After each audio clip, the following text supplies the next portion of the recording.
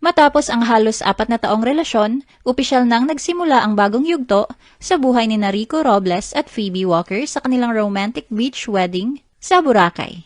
The Philippine Showbiz List presents Phoebe Walker and Rico Robles Wedding Details. The engagement.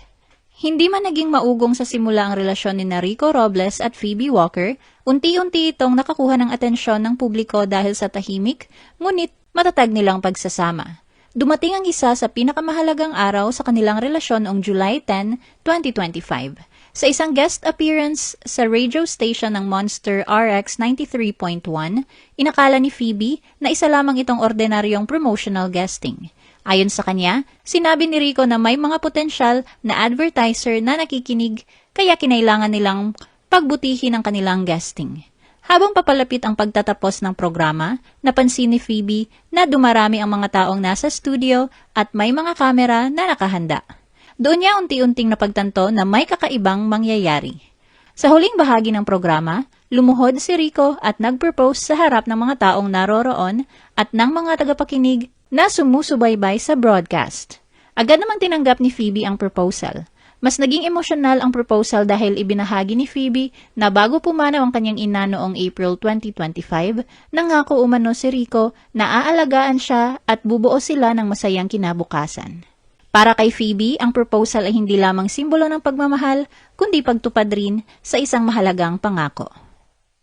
The wedding preparations. Matapos ang engagement, hindi agad nagsimula ang wedding preparations. Ayon kay Phoebe, nagpasya muna siyang maglaan ng panahon para sa pagdadalamhati sa pagkawala ng kanyang ina. Dahil dito, ipinagpaliban muna nila ang seryosong pagpaplano ng kasal hanggang matapos ang tradisyonal na panahon ng pagluluksa. Nang muli nilang balikan ang usapin tungkol sa kasal, isa sa pinakamalaking hamon ang pagpili ng lokasyon. Dahil maraming kamag-anak ni Rico ang naninirahan sa USA, particular sa Los Angeles, isa sa mga naunang option ang pagpapakasal doon. Gayunpaman, habang lumalalim ang pagpaplano, napagtanto nilang magiging komplikado ang logistics at mas mataas ang gastusin. Upang masigurong makakadalo ang pamilya ni Phoebe na nakabase sa Hong Kong at United Kingdom, sa huli bumalik sila sa mas personal na pagpipilian. Nagpasya silang ilipat ang selebrasyon sa Pilipinas. Para kay Phoebe, matagal na niyang pangarap ang isang beach wedding. Sa iba't ibang panayam, inamin niyang hindi niya kailanman pinangarap maging bride noong bata pa siya. Ngunit nang dumating si Rico sa kanyang buhay, nagbago ang kanyang pananaw tungkol sa pag-aasawa at pagbuo ng pamilya. Nang pag-usapan nila ang kanilang ideal wedding destination, mabilis silang nagkasundo sa Boracay. Ito umano ang isa sa kanilang mga paboritong lugar sa bansa at tumutugma sa romantikong beach wedding na matagal nang naiisip ni Phoebe. The prenup shoot. Isa sa mga pinaka-espesyal na bahagi ng wedding preparations ni Phoebe at Rico ay ang prenup shoot sa Hong Kong. Bagamat una nilang ikinonsidera ang Japan bilang lokasyon, nagkaroon ng mga komplikasyon kaugnay ng visa, kaya nagpasya silang humanap ng mas personal na alternatibo. Dito pumasok ang Hong Kong. Para kay Phoebe, higit pa sa isang magandang backdrop, ang lungsod. Dito siya isinilang at lumaki bago lumipat ang kanilang pamilya sa Pilipinas noong bata pa siya. Ang bawat kalsada, establishments, at maging ang mga pagkaing lumabas sa kanilang prenup photos ay may kaugnayan sa kanyang kabataan. Mas naging makahulugan pa ito dahil sa Hong Kong unang nagkakilala ang kanyang mga magulang. Kaya naman ang prenup shoot ay nagsilbing hindi lamang pagdiriwang ng kanilang nalalapit na kasal, kundi isang pagpupugay rin sa kasaysayan ng kanyang pamilya. Ang shoot ay pinamunuan ng ABC Photography HK na gumamit ng temang Soft Cinematic Nostalgia.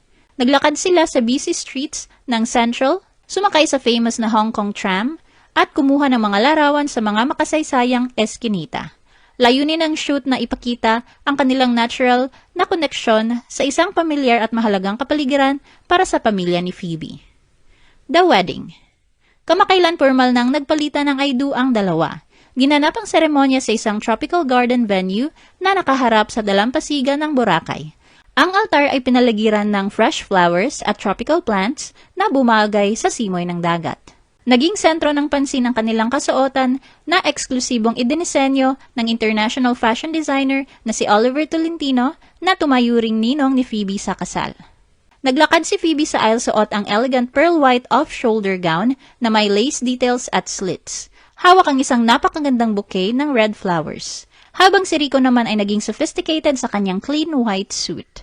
Bilang pagpupugay sa kanyang yumaong ina, isinuot ni Phoebe ang pamanang kwintas nito bilang kanyang tradisyonal na something borrowed. Ang pagpapalitan ng sumpaan ng mag-asawa ay naging isa sa pinakamadamdaming bahagi ng okasyon. Sa inilabas na same-day edit video ng Nice Print Photography sa YouTube, sa kanyang wedding vows, ipinangako ni Rico ang wagas na pag-ibig at suporta kay Phoebe, nangakong mananatili sa kanyang tabi sa hirap at ginhawa bilang magkatuwang sa buhay. Hindi naman mapigilan ang emosyon nang magsalita si Phoebe para sa kanyang vow kay Rico. Buong puso niyang ipinahayag ang kanyang suporta sa karera ng asawa at seguridad na nararamdaman niya sa piling nito.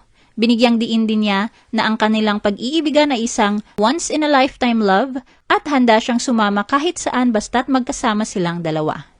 Pagkatapos ng seremonya, ang pagtitipon ay sinundan ng isang masayang sunset beach reception kung saan ipinagdiwang ng newlyweds ang kanilang unang gabi bilang Mr. and Mrs. Robles kasama ang kanilang pamilya, mga kasamahan sa radio and TV industry at malalapit na kaibigan.